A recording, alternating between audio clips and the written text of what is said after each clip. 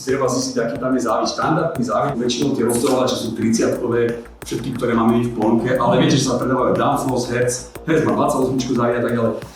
Môže sa stretnúť s tým, že prídete montovať zónovú reguláciu a hlavice nám pasovať nebudú blbosť, proste si to overím. To je taká tá informácia, aký tam je rozdielovač, aký tam je závit.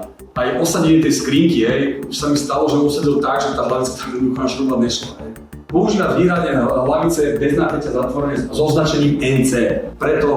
Pretože keď samozrejme sa nevykuruje alebo nevychladí, tak tá hlavica je bez napätia. Je to vlastne v rámci úspor energie. No, mám taký obrazok, tu vidíte, aké to je nepríjemné, keď vám trčí z tých termostatov štvoržilové káble, máte 12 termostatov, ešte aj chladenie, ešte aj čelavostného bodu a ten elektrikál neoznačí káble. Každý jeden kábel prepípava.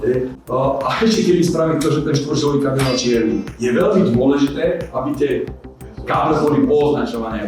Ja musím povedať, že 50% obliadok, ktoré robím, naozaj nemajú označené tie hady jednotlivé, dĺžku, označenie izby. Ak ten zákazník, čo už sa mi stalo asi 5 krát, nemá označené, nemá nejakú dokumentáciu, alebo aspoň keby fotku, pretože vy viete odhadom z toho rozdielovača posúdiť, ako asi ťahá tie káble, hej. Niekedy trvá týždeň, ja tomu zákazníkovi poviem, bohužiaľ nemáte označené tie hady, tak čo musíte urobiť?